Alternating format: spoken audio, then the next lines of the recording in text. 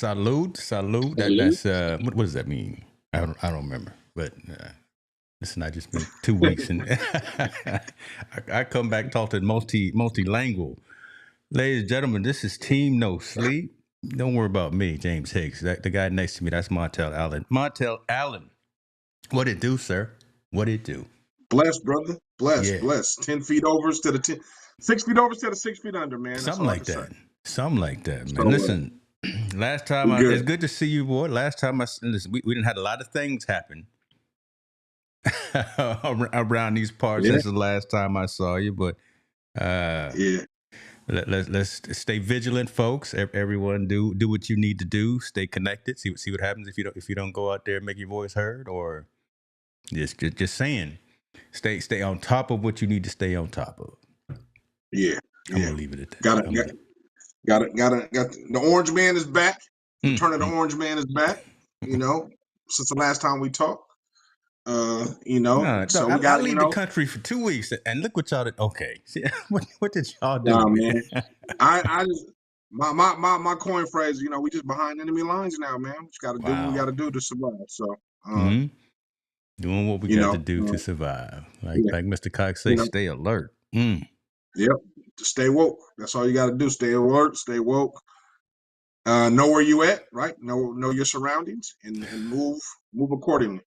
Yes, sir. Keep your head on the swivel. Listen, we see everybody joining in. Appreciate y'all. We in my absence, and listen, we busy around these parts. Montell is busy too. We're gonna open up a little bit of discussion. If you guys got topics, I did curate a couple of things. So first of all, I guess let's start with and give some thoughts to Coach Popovich. Heard that he had a stroke, mild stroke, but good news that he is doing better. And listen, if you don't know who Coach Popovich is, you don't know. It's not just basketball. The man is just well renowned everywhere, right? As being just a mastermind and everything. So well respected, and we hope that he continues. Excuse me, to get better. Yes, absolutely. Pop probably one of the most celebrated, or one of the most celebrated basketball coaches in modern time. In the last couple of decades, with all the success he had, with the championships he's won, and from what I've seen and what I know, he's very endured by the players. He's a players coach. Yeah. Even the ones he disagreed with, they still have a lot of respect for him, right? The Stephen A. Jacksons, the Kawhi Leonards that didn't get it, they had, personal disagreements with him. They still show a tremendous amount of respect for Coach Pop. So wish him well, speedy recovery. I'm glad they were able to figure out what's going on with him. And, I hope he's back in the basketball world. If not, man's a legend. He's left his mark no matter what. Oh, yeah. Man, he got championships at the pro level. He's got championships at the international level on the Olympic side. And you're right, man. Just everyone loves him and reveres him, knows that he's a competitor, knows he's a good coach and all that. So wish him well and a recovery. Glad to hear it was a quote unquote mild stroke, but still, no stroke is a good stroke. Yeah. So, absolutely. There's only one good stroke. What? You do that behind closed doors. Oh, we gonna go that way. There we go. Hey, that's the name. That's the only one you got. That's the good one right there.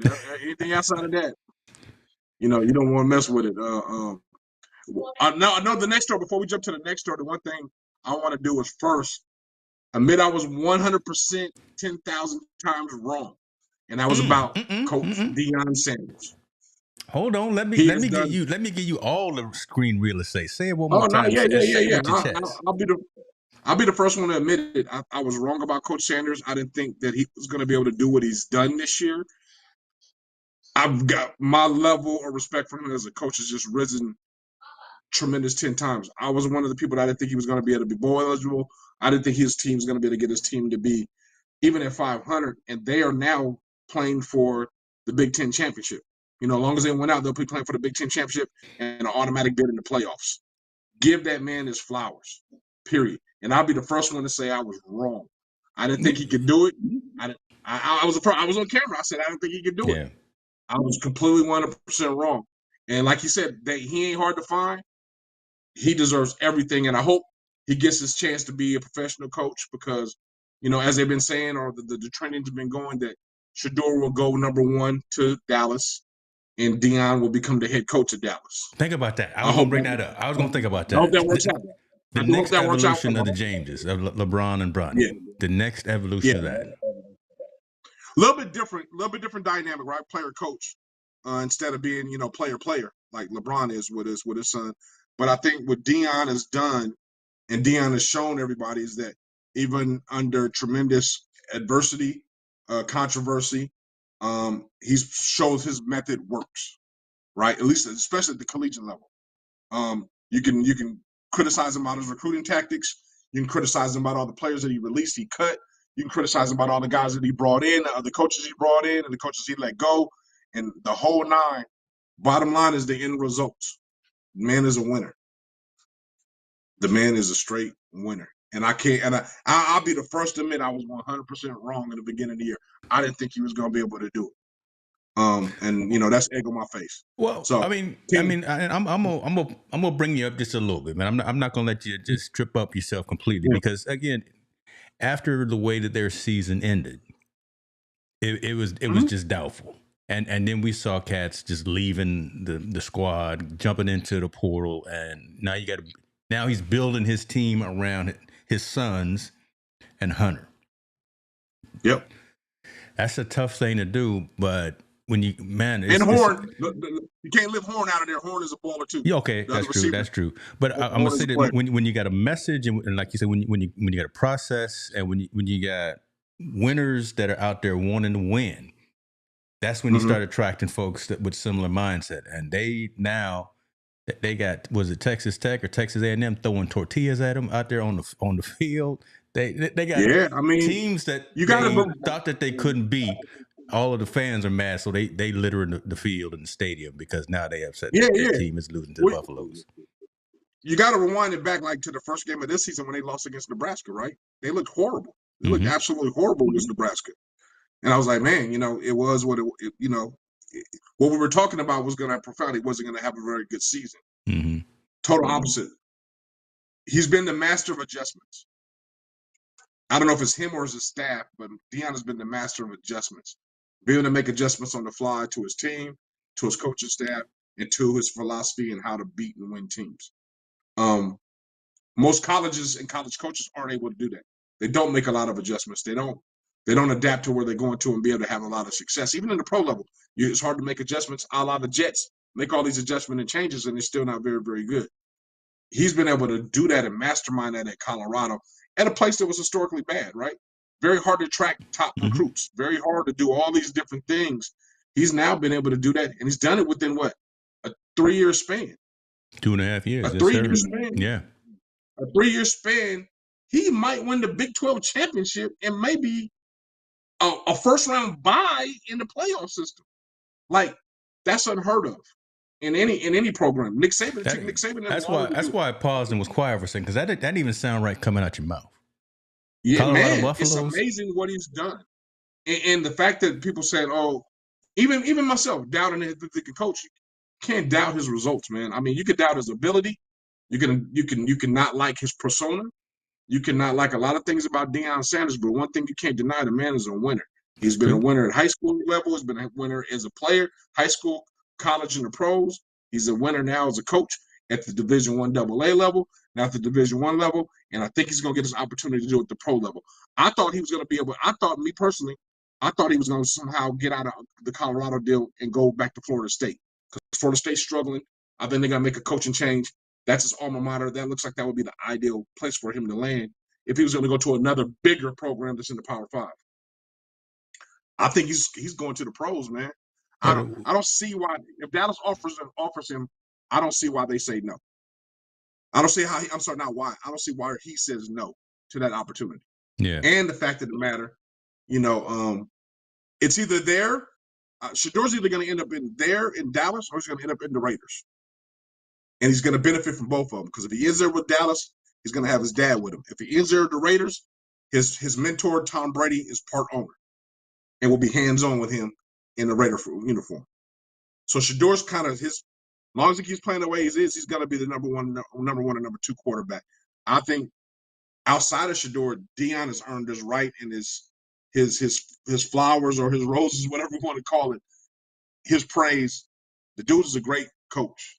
He's an absolutely great coach. All right. So let me ask this, and then we're gonna get to these comments because I want about him being a coach, because I'm thinking about Saban going back and forth. Be a great coach in college. Mm-hmm. You can win championships. You can master a team and everything. But when Saban went to the pros, he was terrible.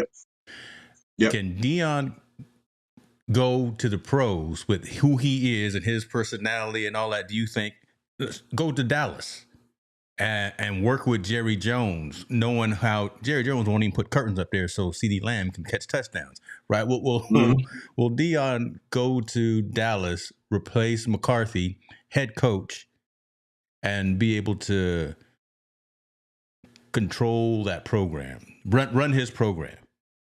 I think the difference between Deion and Nick Saban never played in the NFL. Deion has. Okay. So he knows what a locker room is like.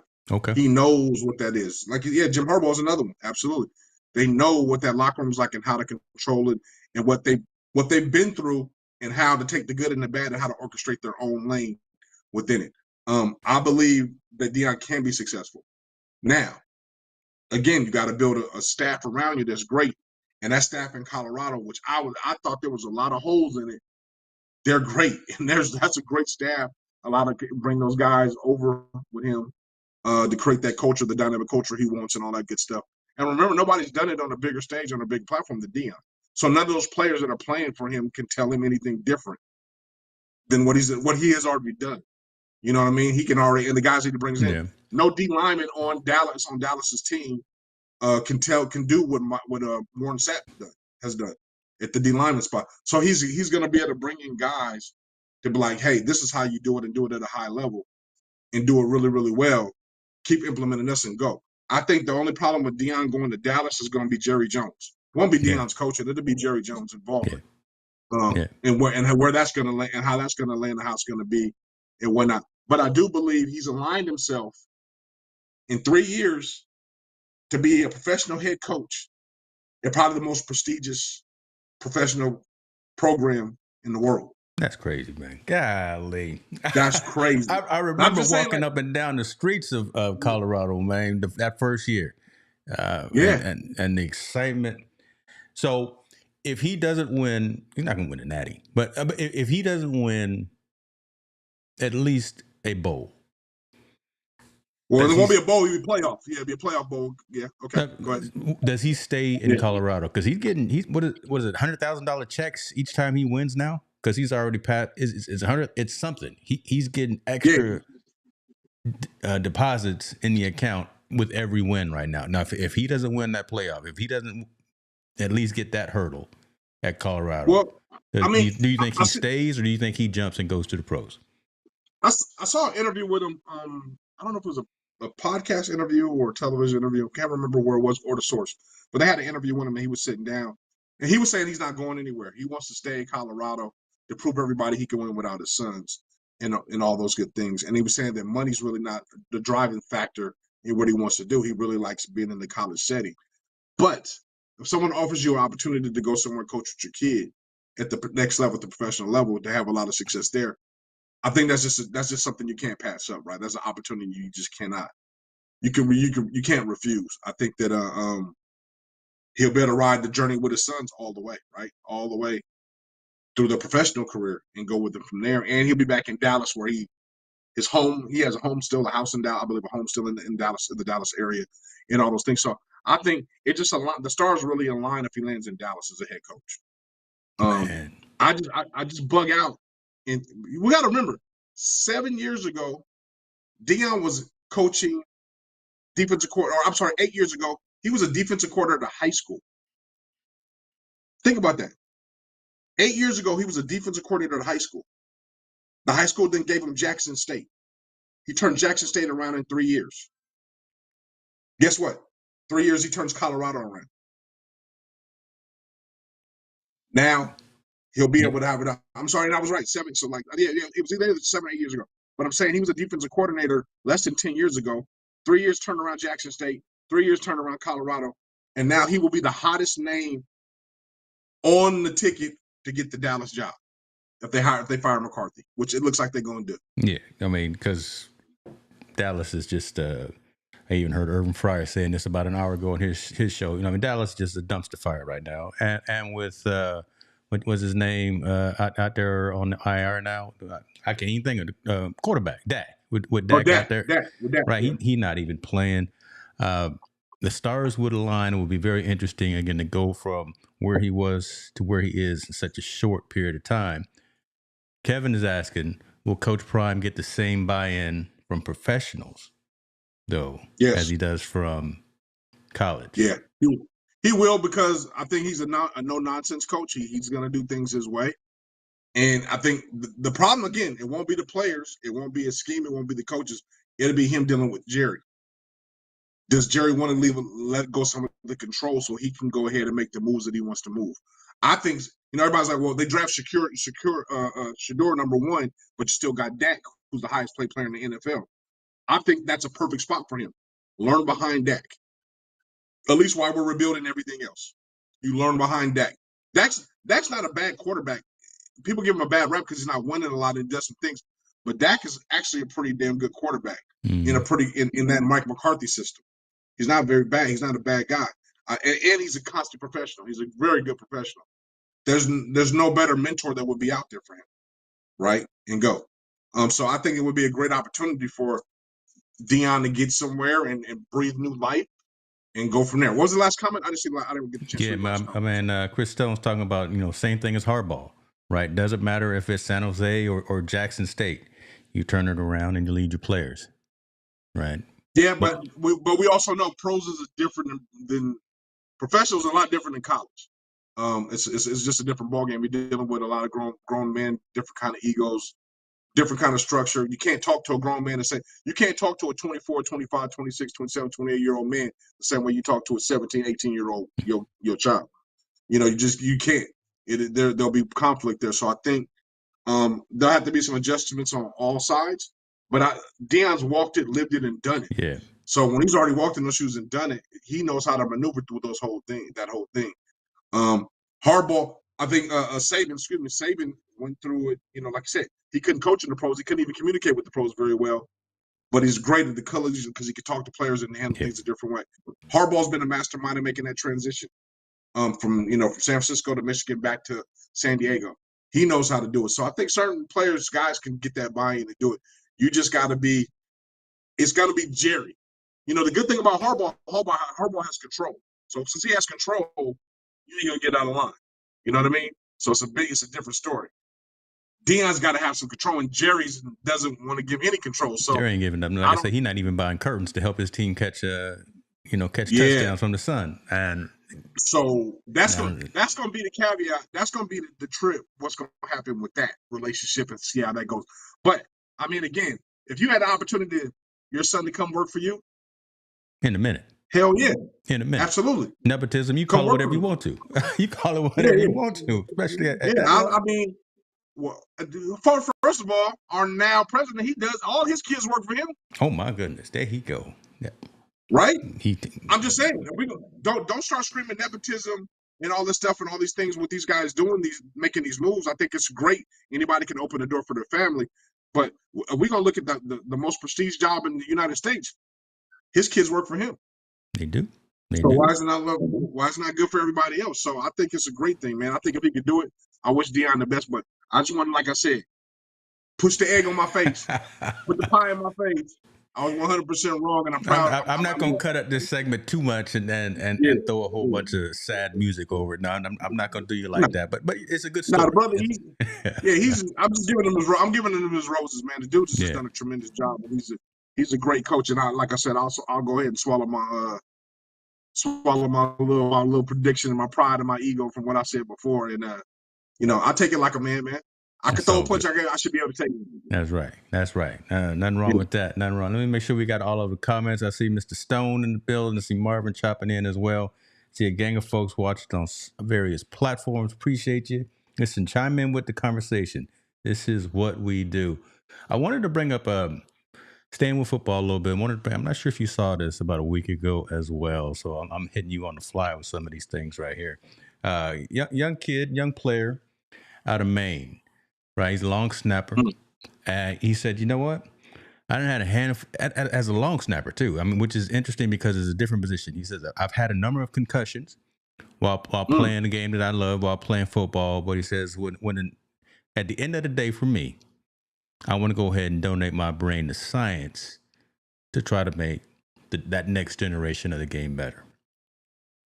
That's a trip now. This senior in high school in Bangor, Maine, gone through it, long snapper, so he's not getting hit that much. He may get pushed and all, but again, he's not in one of the most vulnerable positions. But he's saying, you know, I want to do what I need to do to make the game better on my final day. What are your thoughts on something like that? I mean, commendable, but I mean, at that point, you're dead, right? So I mean, do you really? I mean, I don't care. Like, I knew I'd hit you. I knew I'd hit you out of left field with that one right there. Yeah, for me, if I'm dead and no longer here, you can do what you want with my body. I mean, I really don't. You know, you can chop it up, cut it up, it's science, send it to whatever you want to do at that point because I'm no longer here. The only reason why we preserve the dead body right now and put it in the casket is for the people that are still alive, not for the person that's dead. Right? It's for us to give that last memory. So if he wants to do that and give it to science, I commend him. I'm commending him for saying it and speaking out loud and putting it out there for people to know. I think you know, especially at such a young age, right? Yeah. That he's already seen it. So I mean, definitely shout out to that young man, man. I mean, he's, you know, he sees something or feels something beyond. Again, they can have my brain if they want it. I'm not tripping. I'm not here no more. So, you know, do what you need to do. Do what you need to do. Got to do to preserve whatever we got to do for life and help those after that. So. Yeah, I just thought that was a little dope story, you know, with an interesting twist against someone at that age, just making that kind of a mature decision, trying to look at after the next folks coming up. Let me go back to a couple of comments. Real Men Rising, what's going on with you, sir? He says, hey, my man, Coach Fran Brown from Syracuse Orangemen, 6-3, his first year coach. See, First Men Rising, I think he got an in with Syracuse. I think. I think he on the staff too, right? So we got to watch. No, I think the Qs are doing some really good things. I think you know, for them to go 6-3 and be bowl eligible their first year, great job. Way to clean the program up because it was kind of going a little spiral down for the last couple of years beforehand. But I mean, they're not going to make the playoffs. I don't think they're going to be the top 16 teams to make the playoffs. But I do believe the coach deserves some kudos. I mean, he's probably going to get a good chance to go maybe 7-4, 8-3 at best, and get some right outside the top 25, somewhere around in there to play. But I think more so not this year. I think Frank Brown has set himself up for the years to come now. He'll be able to really recruit that greater Northeast, that Pennsylvania area where the Penn State boys and all those guys go. I think he's going to be able to start to be able to pull a lot of those people from there and get them up there north of Ithaca to be able to, you know, be able to play up there and be able to do their things and start to have much more success.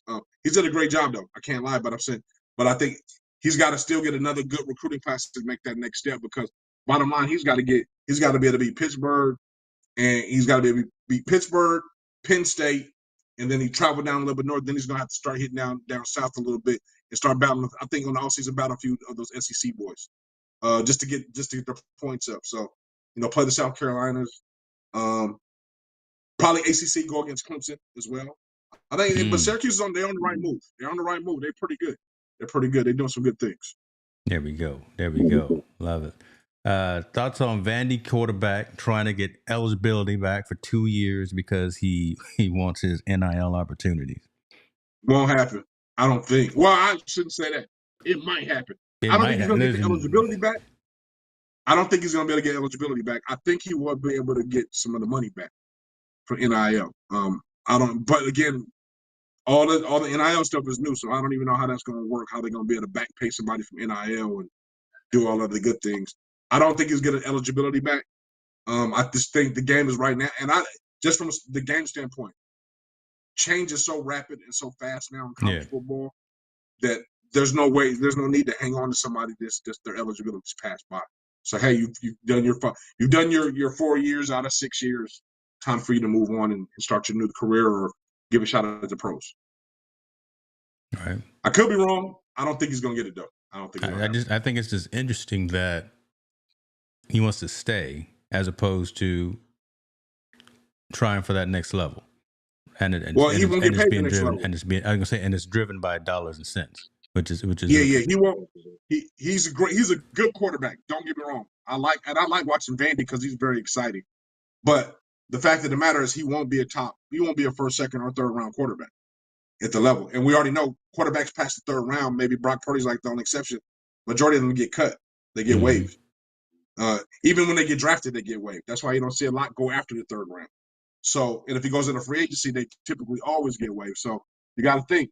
There's what I think. Well, how many teams are in the NFL? 30-something, 30 teams. Yeah, 30 times 3 is only 90 jobs. And out of that 90, 60 are already spoken for the first string and second string. So pretty much there's only 30 jobs. You got more chance to win a lotto. Yeah, man. So I think it'll be hard for him to kind of break in there now.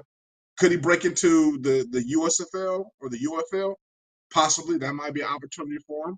Or going to play over in Canada might be an opportunity for him, or something like that. But I think it's smart for him to say, I want to go back and get my NIL deal, because you got to think he can become a millionaire in college.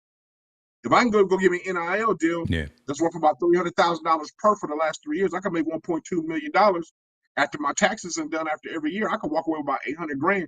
That's a long time to live off of $800,000. If you manage it right and do it right, you can live pretty good off of $800,000 without having to work again in his life, in a decent, especially in Tennessee. So, I'm feeling, and I'm with him. I'm with him with the fight. I think that's smart, but I just don't think he's going to get it. Yeah. $800,000 that get you 3 years here in California. Yeah, Tennessee, man, you put that in the money. Hey, you got to think, you put that in a money market account, you're earning close to about $45,000, $46,000, $47,000 a year.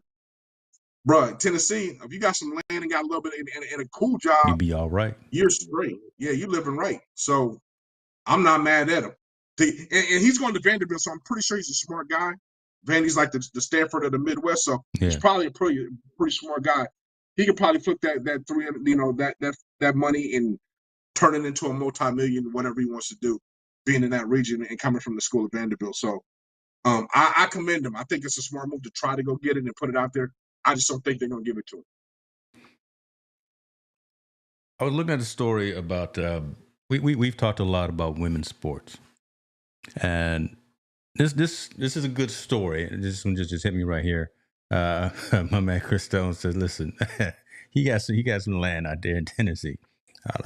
I don't need 40 acres, but give me 3.5, and I'll hey, okay. Man. I'll give me a quarter of a acre. I'm cool. Quarter acre. That's all I need. You know, I've been trying to get my 40 acres, but all I need is 3.5." We talk a lot about women's sports, and this one actually surprised me. I think I like it, but I don't know if I like it or not. Whoopi Goldberg has launched the All Women Sports Network. Now, interesting story, just because I don't know how in the world and why it's Whoopi. You know, it's okay. I will say that. But Whoopi Goldberg has launched what's called the All Women Sports Network, a pioneering network solely dedicated to women's sports, aiming to reshape how audiences experience women's athletics. Now, that's dope. But see, that is dope. I like the idea, and I started because, again, we always talked about women's sports. Is Whoopi the right, or does it matter? Is Whoopi the right person to do this, to get it to where it needs to be? And here's the reason why did I say that. When you look at where can I watch, and you go on their website to where can you watch, the website isn't all that great. It's only on like smart TVs. You see this Vizio, Watch Free, Jungo Punoi. I don't know who that is. Hopefully I didn't say a bad word in a different language. But these are the locations. So available across India on mobile devices, available in the Middle East. I just don't know if she has the clout. Why not? And I guess that's the conversation I want to have. I love the fact that it's All Women Sports Network. I think that's dope because, again, that's what we've always talked about a lot. But can you get someone with you, behind you, to help get you not just available on Indian Joy TV plus TVs, so smart TVs and the Vizios watch free plus TVs. So now I'm being selfish. No, see, now I'm being because I want it everywhere. I want there to be much more of a but I market for mean, this. for them to have it everywhere, networks have to buy into it. They have to buy with the platform she's selling. So with that being said, I think yes, she's a perfect person to kind of open the door and open it for partners to kind of get it in that to take it to that next level. I think it's the infant stage of anything. You got to start where you can start from, and this is where it's at, because you got to think, if you're going to say women's sports, okay, women's professional sports or women's sports only, because women don't have a lot of professional sports except for pretty much just the main soccer and basketball, right? Yeah, and that's what they are. So American soccer, basketball, volleyball, tennis, cricket, field hockey, table tennis, and American football. That's the sports. So professional wise, out of all those sports, basketball and soccer are the only ones that are pretty making this out there, making the noise in the masses of the United States. Those other sports haven't made it there yet. So this could be groundbreaking for her, and she has to sign contracts. I think if she was smart and a part of her own network, I would sign exclusive contracts with colleges and televise their sports, because that's more year round and more competitive, like softball, like women's softball. Yeah. Outside the big schools, the Power 5, the Power 4 schools, they really don't have a network. So can you imagine her getting a contract with several of those schools or several of the smaller schools and showing their softball games consistently, simulcasting it and all that good stuff? I think she's gonna have to figure out another angle to get in, because women's professional sports haven't just taken all the way off or haven't gotten that big yet. What's going to derive money? Remember, at the end of the day, she has to somehow figure out a way to make money off of it. Right. And the way they make money is by selling advertisement. So you have to be able to sell a product that people want. Now, is she going to get into the WNBA money? I don't know, because I think they got an exclusive contract with ESPN and whatnot. Yeah. But if she was saying, okay, you know what, I'm going to try to sign to maybe whatever league they have over in Australia, right? We're going to televise the American girls and all their games over there. She has to figure out a professional league where she can sign to exclusively play their games. I think if she took the college route, it'd be a lot better, because she got a broader audience. But she's got people for that strategic view and to be able to lay that out. But I think she's a perfect person. She has money. She has a voice on TV. She's all about women's rights in sports. She has partnerships with who knows how many people she knows in there. I think now is just getting the word out there and her having now the power to generate revenue via advertisement and whatnot like that. At that point, it'll be a no sell. To be honest with you, she needs to sign Juju right away and have her do all her commercials. Be the first sponsored athlete. Say it right there. Well, that's true. My man said, totally agree. Women college sports could be a great launching pad for what she is trying to do. And again, I hear what you're saying, and again, I'm gonna fall on the sword, and I'm agree with you as well. I'm selfish now, right? Now someone put it out there, someone did it, just like Barbara said, someone has to start it off.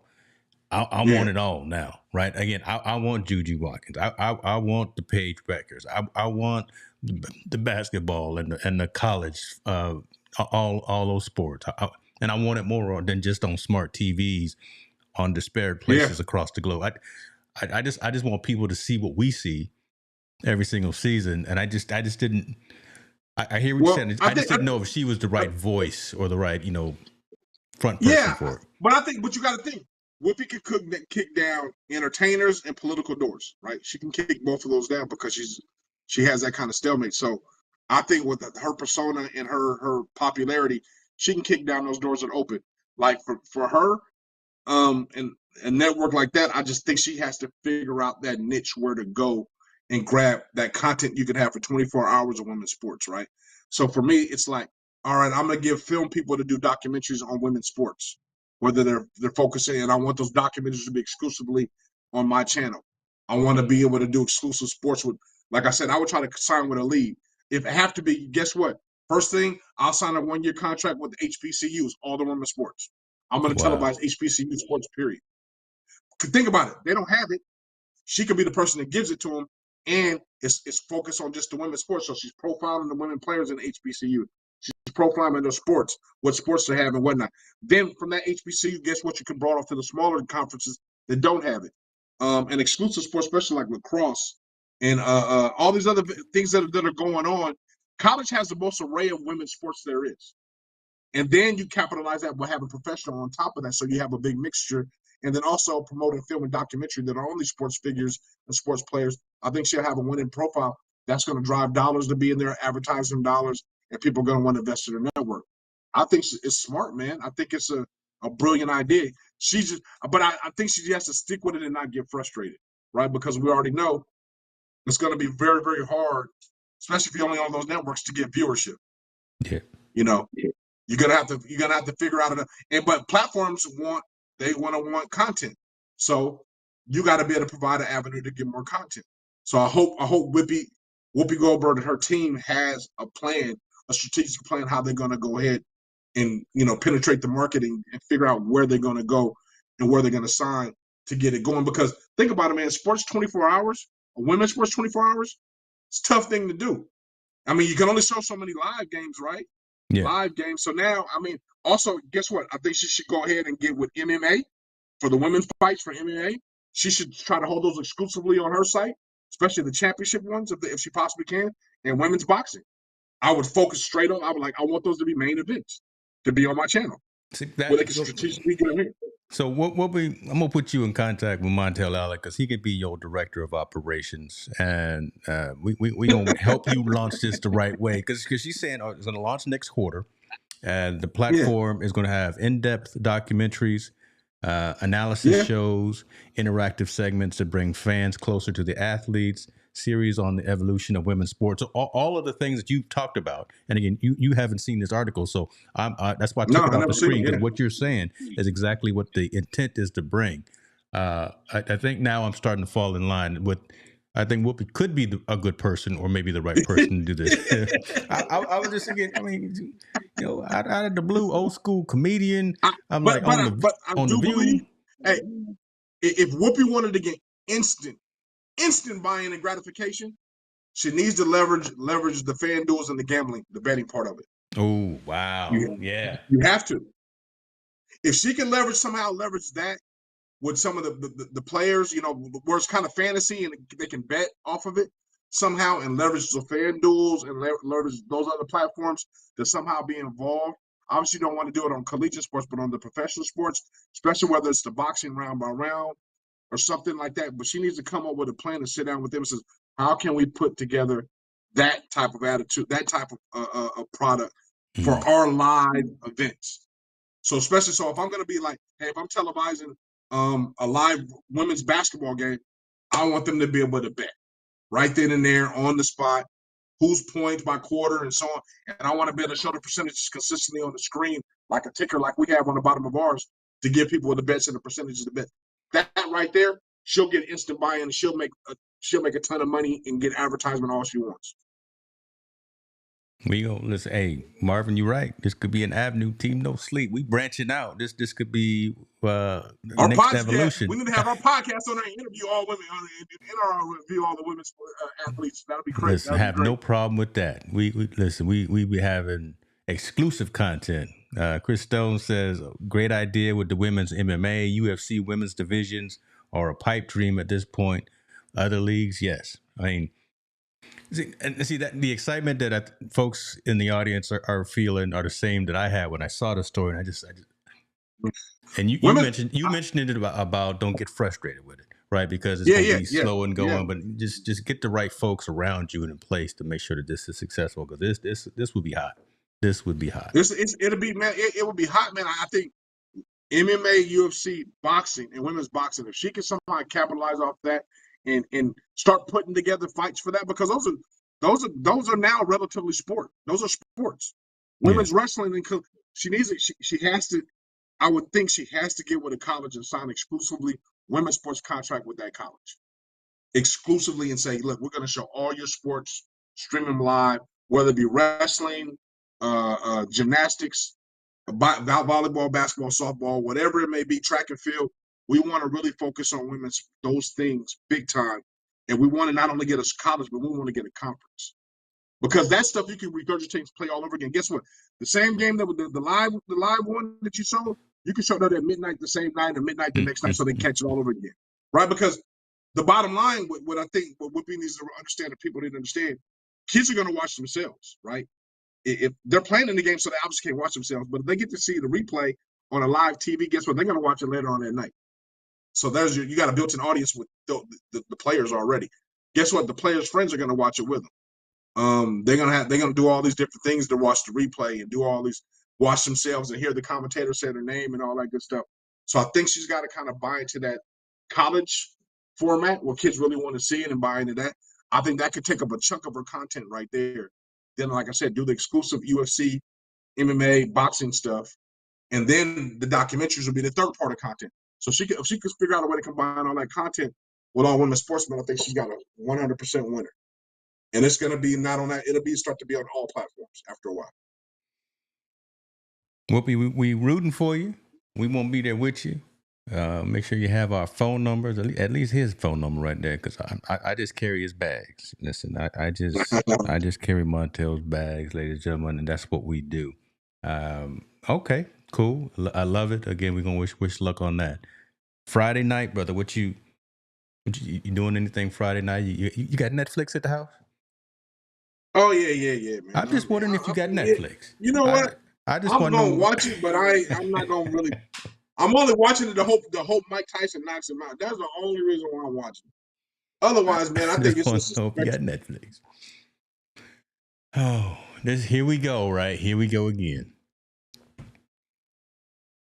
It's a waste of money, bro. I mean, this is really a waste of Netflix money. Well, actually, I take it back. It's ingenious by Netflix. Because you know what? Somebody dumb like me is going to end up watching it that has no interest in the fight, but they ain't going to get my viewership anyway. Folks are subscribing who weren't subscribing. They're going to forget after the fight, and they're going to keep that subscription. Netflix will get the money. But here we go again. Jake Paul is out there going to have but this is a sanctioned fight. They actually sanctioning this fight, which is crazy. A pro bout, knockouts are permitted. Will Mike Tyson knock out Jake Paul? Will Jake Paul, 27-year-old versus, how old is Mike? Will he knock 60, out right? Mike Tyson? Let me see here. That's the question. Because Mike don't know how to not go 100%. It's not going to be for fun. Mike is not Floyd. Mike is not Sugar Ray. We love them both, right? But that whole entertainment piece of it, when Mike jump into the ring and the bell tolls, Mike start having flashbacks, and Mike. I don't know. It depends on what Mike we get. Do we get the Mike that's not on his meds? That's a fiery kill, or is he the Mike that's his temperament is controlled and he's not? I'm gonna tell you this much right now. Jake Paul can punch. I don't care what nobody say. Y'all, everybody talk all that mess about him. Yes, he can. We'll give him some props on that. Punch. He can punch. So the bottom line is, it's not a win-win. It's a lose-lose for him. To be honest with you, think about it.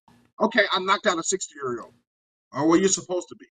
If he loses and gets beat, you got beat by a 60-year-old.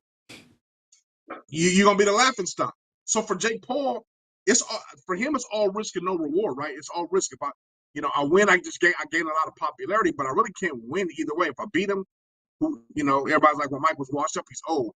If I lose to him, everybody's like, you was a bust and you're a joke. I don't see any. Only thing I see that he's getting out of this is the payday from Netflix. That's the only thing he could be doing this for. Because otherwise, bro, it's just like this is gonna be watching like a car accident. It's just not gonna be good. It's not gonna be good for no way. In no kind of way. So Jake's 27, Mike's 58. Okay. This is going to be a lot of time in the ring, right? Planned for a scheduled full length kind of fight. Mike's never really gone for an extensive period of time. Mike, past 6 rounds, man, it's going to be over for Mike. I'm telling you, he ain't gonna make it past that. If he don't knock him out by the 6th round, man, Jake Paul, I think he's going to. I'll put my money on Jake Paul to win. After that, right? Because it's 8 2-minute rounds. So you say about a fifth and a half. If Mike hadn't really put them hands on him yet, then the whole number it ain't gonna be good for Mike. Yeah, it's not gonna be good, bro. Because Mike 58, bro, 58 years old, fighting a 27-year-old. I don't know if you can remember when you was 27. But 27-year-old James Hicks ain't running around with 58 James Hicks. Can't do it. Listen, it's out of context. I'm creaking and all, just getting out of the bed in the morning. So, man. Mike is, let's see, or does the almighty dollar have Mike go along with the theatrics of the entire celebrity boxing arena? I just don't. I mean, see, for Mike, it's a payday. I don't see Mike acting like that. But let me hear what you say. Please, bro. He's a boxer. He's a promoter. He has to promote the fight, so he has to act that way. You got to think. Their thing is about to get as much viewership. At the end of the day, it's a payday for Mike. And I'm pretty sure he's like, well, I'm gonna get knocked out, but I'm walking away with 25 million. Who cares, right? I don't know what he's getting in the purse, but if I walk away, I'll get in the fight right now with Mike Tyson for 25 million. That kind of payday, you just don't pass up, no matter what's going on. So he has to promote it any way he can, in whichever way he goes. Us in our heart, let's be real with us. Us in our heart, we want Mike Tyson to be the old Mike Tyson to win. Yeah, that's where I'm coming from. That's where I'm coming from. In my brain, this is 58-year-old Mike Tyson. He's not the same. Now, on a street fight for 3 minutes, he can get with the best of us. 3 minutes, he gonna knock everybody out just around in our circle. Past that 3 or 5 minutes, man, them punches they come with a fury, but they come slow. they're not as counter, they're not as focused. Yeah. You get a little winded after a while. Yeah, they get winded, man. He been throwing punches. There's another body. He's taking punches. Is Mike Chin still strong as it was when he was 27? I don't know. But I'm going to tell you right now, people sleep. Jake Paul, man, as much as we want to joke about him and all that, the dude can punch. And he can take a few punches. So, with that being said, I'm saying if it goes past 4, Mike's in trouble. So, but if he hit Jake Paul within them 4 minutes, it could be over with, because I don't know if he's ever been hit that hard. Listen, because I still see videos of Mike doing what he do, like training. That's hitting the bag. That's not hitting the human. It's different. Okay. And just like Mr. Stone said, everybody get a plan till they get punched in the face. Look that up. Who said that first, brother? With 27-year-old Mike, I'll be like, you damn right. Everybody got a plan till they hit his ass. If 58-year-old Mike, it ain't the same against a 27-year-old man. It's just not. It's not. No matter what we want to think and how we want to feel about it. And I'm a Mike Tyson fan. I met the man twice. Wow. He's a good dude. I met him twice. I think he's my favorite fighter ever. When in his prime, before he got into all that mess, but before he met Robin Givens, man, he was the most feared man ever in the ring. Before they messed around and went on Barbara Walters and yeah. So that's how old we are, right? We remember all that. that. Yeah. So that dude. I mean, he's always gonna have a place in my heart as far as me being a fan. Yeah. But I'm saying, bro, we got to be realistic with ourselves and be smart. He's 58 years old, getting in the ring with a 27-year-old. That's the real. And I don't care if it's Jake Paul or Jake from State Farm. You're getting in the ring with somebody from 27 years old. It's different. They move different at 27 years old. They're quicker. They recover faster. Yeah. So they get hit hard. They recover. Their senses, their wits come back a lot faster. I don't know. I mean, I'm all for Mike getting the payday. Do it. I just don't want to see the wrong side. I want to see Mike knock him out. I really don't want to see Jake Paul knock Mike Tyson out. Like, that would crush my heart. Yeah, I guess that's where I'm coming to, right? And one of our heroes, he's had a lot of downs, but he's had a good handful of ups as well. But we remember most of the good stuff. But if Mike get knocked down by YouTube video guy, I don't want to see that. Yeah, I don't want to see that. Yeah, he may have trained well, and Jake Paul may have got some hands on him too. I just don't want to see. I don't want to see that. I'm gonna watch it though. I put it this way: Friday, I should be around, but if I'm not home and I miss it, I'm not worried about it. It doesn't matter because I'm gonna text you anyway. I'm gonna let you know. Just like we do every. I'm like, man, whatever. I really don't care.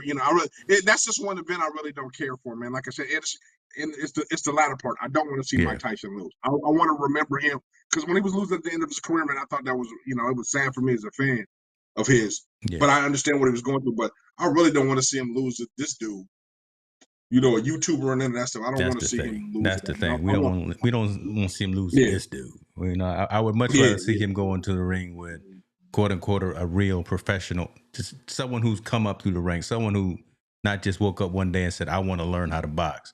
I want him to come up with someone who's been boxing since they were 5 years old too, right? I mean, just got that about him. All right, we'll see. You won't watch it. I'll have it on. I'll be texting you. Like I said, if it's Friday, I mean, do the Warriors play on Friday? The Warriors play Friday? Yeah, well, you see, they just got through playing. They beat Clay. You know, Steph gave Clay the night. Yep. But you know, I don't know if they play or not.